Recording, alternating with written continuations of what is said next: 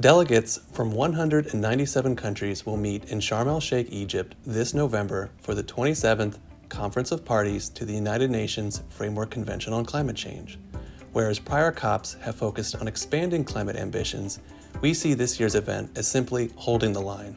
Into COP27, demands from developing countries for climate financing has ramped higher.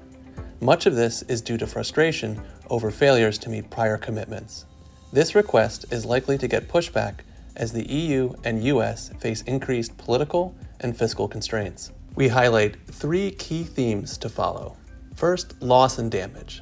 This effort is seeking a new funding vehicle that would offset climate-related damage.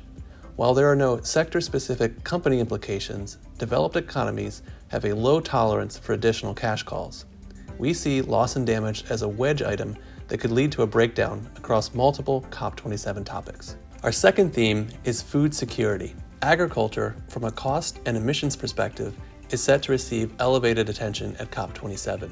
Focus on this topic is a potential positive catalyst for additional investments in precision agriculture, agricultural seed and farm chemicals, along with land use management and water technology companies. Our third theme is climate finance.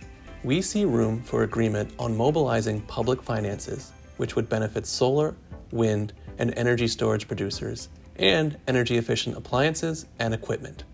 It would also be positive for the materials sector, along with engineering and construction services.